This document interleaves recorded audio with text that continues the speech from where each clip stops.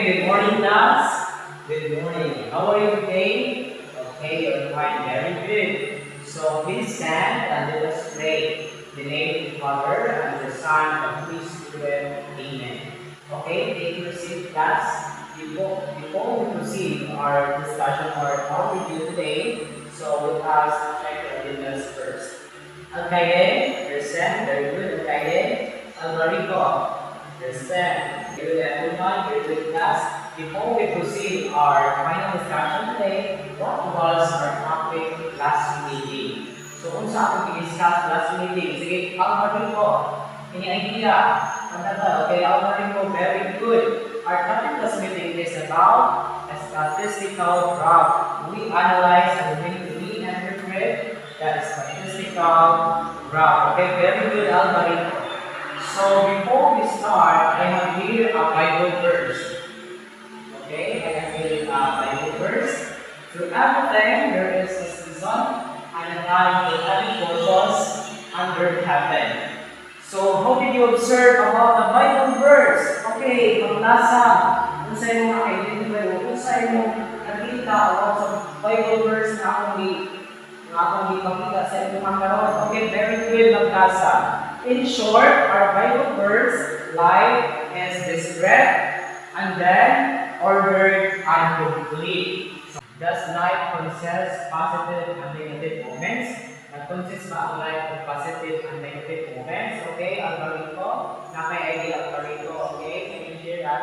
Can you share that with our class today? Okay, very good, Alvarico. Just like life, positive and negative season, number also have a positive and negative. So, ang kinabuhi or ang inyong life ay positive and negative season, up and down.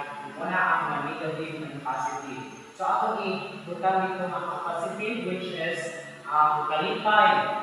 Ang positive moments yung pinag-uwi. When we say negative naman, so it's that struggle, challenges. So, wala ang mga negative and positive moments. So, okay, that is our motivation. So, and now, let's proceed to our learning outcomes today. So, our learning outcomes, ako may-present din ng ating learning outcomes. So, muna yung learning outcomes class. Okay. So, our learning outcomes at the end of the lesson, the students will be able to define integers. Letter B, identify positive and negative integers, and then describe the set of integers. So now we proceed and we go on to our activity. So this time it has a group activity. Integers have. So muna tayo sa atong activity. Starting from the people at the back, let us count 1, 2, 3. 1, 2, 3, 1, 2, 3, 1, 2, 3, 1, 2, 3. 1, 2, 3. Okay. Natay tulog ang buo. One group, the first group stay here. The second group stay there. Then the third group stay here. So the mechanics of our activity today. So each group receive a number cards. So napagyagat sa inyo ang mga number cards. So magtatapos sa inyo mga number cards na mo. So, kailangan niya ang mga first sa inyong bangko, sa inyong armchair. So, mali ang number cards. Ang pamatag. So, diha, kindly segregate na lang ninyo. So, direction, identify whether the number belong face, dead, and vanilla paper. So, positive numbers, and negative numbers, the 0. So, same sa ating motivation ka ganit ha. So, i-segregate, atong i-define kung sa ang positive and negative sa atong moment. So, mo na sa atong activity karon, atong i-identify whether positive ba siya or negative ba or 0. So, we receive 0, kung na siya ang neutral. So, we receive neutral, so naman siya sa tunga. So, and then, each group must be present their work discussion at the end of our discussion or our class today. And now, before we move on to our activity, okay, you have 5 minutes to answer your activity, our activity today, and then after that, you present your activity in front of the class, in front of your classmates. Okay? Present here your work. Okay, present to your classmates.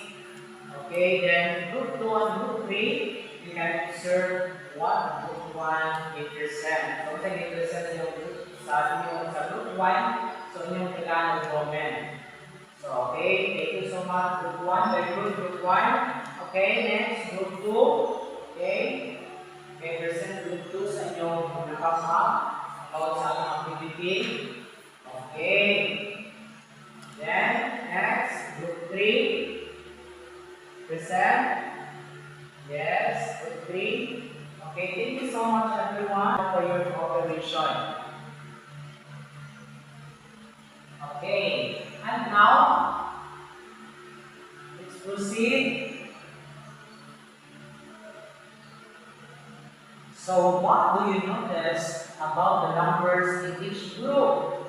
So, kung saan nyo na-notice sa group 1 o group 2, saan nyo na-notice sa group 3? Then, group 2 and group 3, saan nyo na-notice sa group 1? Then, group 2 or group 1 and group 3, saan nyo na-notice sa group 2? So, work sa group 2. So, how are positive numbers different from negative numbers? So, usay kalahihan sa positive to negative. So, say sa atong motivation kadalihan, atong i-differentiate ang positive and negative. So, kung saan ito mag-example ganyan sa atong motivation sa negative moments, so atong struggle, and challenges, then kung saan ito yung example sa atong positive moments, kadalihan sa positive moments, then mga ito ang kalipay, joyful, then mga sakay na pagkikutan dito sa positive moments. So, kalantusan, may ito siyang positive moments na yung pinag-uwi. So, where does 0 belong? So, asa na belong 0? So, ang na-belong na 0, nasa sa center sa positive o sa negative. So, when you say 0, it is a neutral. So, muna 0. So, what do we call the set that includes positive numbers, negative numbers, and 0? So, say, ang tawag ato nga set that includes positive numbers, negative numbers, and 0. Set ang tawag ato class. Okay, very good, mga klasa. And now, let's proceed to our, yes, sorry, sunod. We proceed B. Then today we define integers. So what is integers? So according to Google, integers are whole numbers and their opposites including 0. So unsa daw ang integers? So integers are whole numbers and their opposites including 0. So unsa may sa atong definition karon what is integer? So unsa imong kabalingong nga idea? Oh, na may your own idea what is integer? Okay, klasas. Na may own idea about integers? Your own understanding about the definition of what is integers. So according sa atong nabasa ng definition, so unsa man din ang integer in your own understanding klasas? According sa atong definition, okay, klasas, sige. Okay, very good klasas. Okay, very good klasas. So ini idea. Kung ako may idea class, what is integers? Your own words. Okay, algorithm. Yes, very good algorithm. So according to algorithm, that integers is a set that including positive integers, negative integers, and then 0. Okay, algorithm algorithm. So first, we have the negative integers.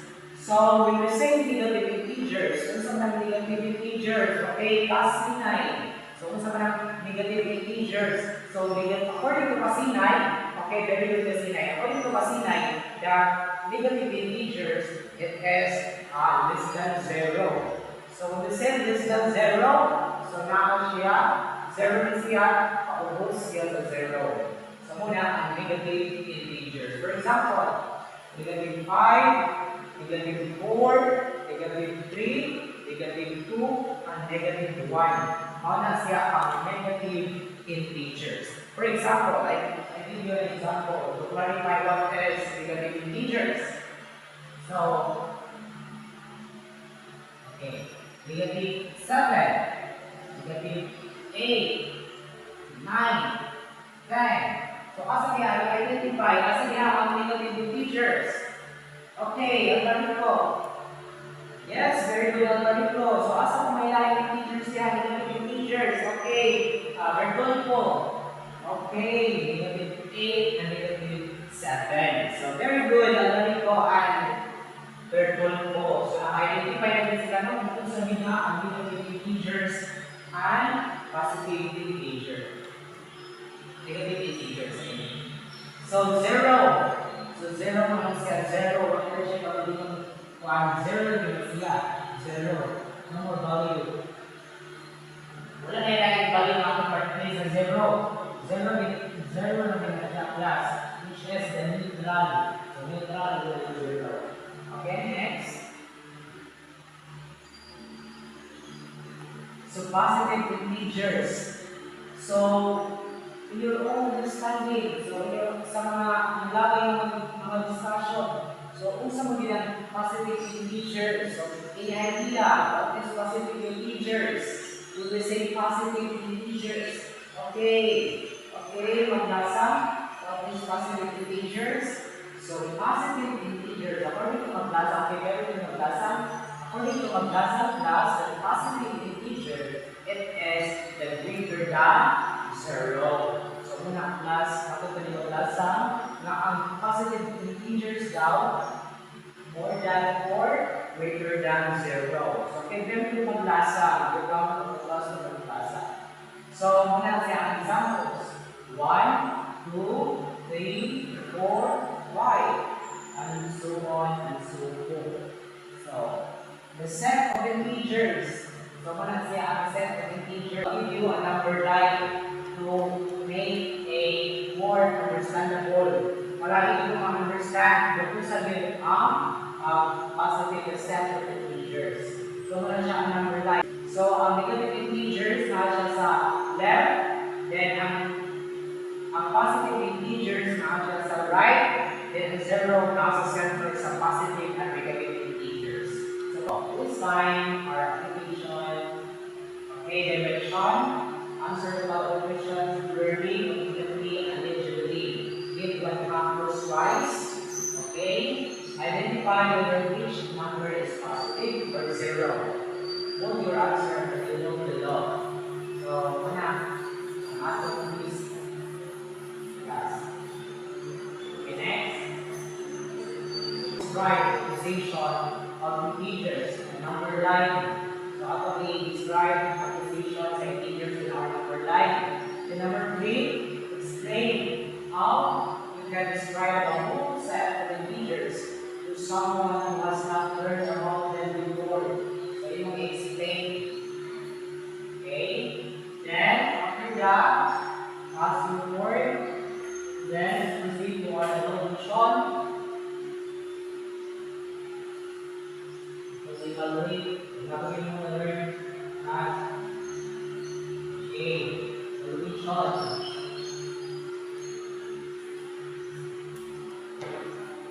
Then, after solution natin, ipag-bring home na homework kami ito tayo class.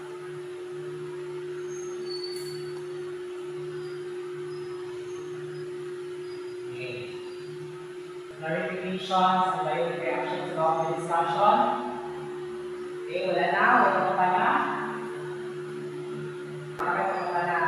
Magaling ko. Kasa sa mga na. Okay, that's all. That's all for today's discussion. Thank you.